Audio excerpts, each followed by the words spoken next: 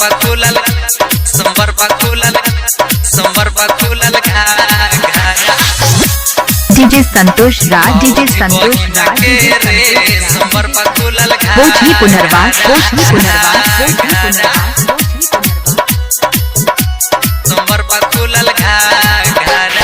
रत बरियतिया में भेल झगड़ा रत बरियतिया में भेल झगड़ा भौजी बहिन के रे संबर पकुलल घाघरा भौजी बहिन के रे संबर पकुलल घाघरा संबर पकुलल संबर पकुलल संबर पकुलल घाघरा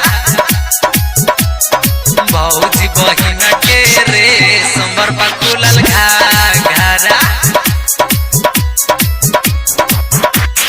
भौजी बहिन के रे संबर पकुलल घाघरा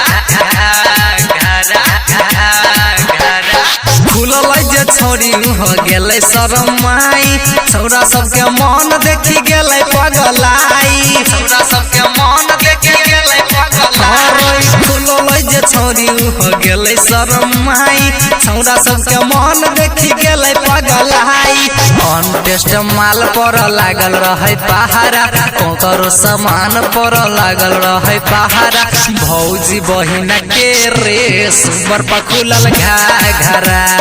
भौजी बहिन के रे संबर पकुलल घाघरा संबर पकुलल संबर पकुलल घाघरा डीजे संतोष राज डीजे संतोष राज भौजी बहिन के रे कोठी पुनर्वास कोठी पुनर्वास संबर पकुलल घाघरा राइटर राजन छौरा कर दिलकै हाला चललै बरतिया में लाठियोरी भाला चललै बरतिया में लाठियोरी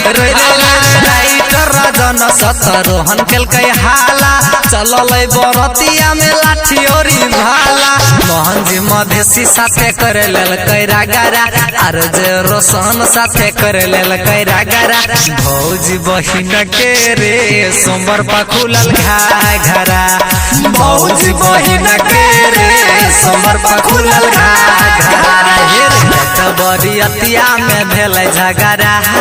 रत बरियतिया में भेल झगड़ा भौजी बहिन के रे संबर पकुलल घाघरा डीजे संतोष राज भगवान मोबाइल नंबर 89 91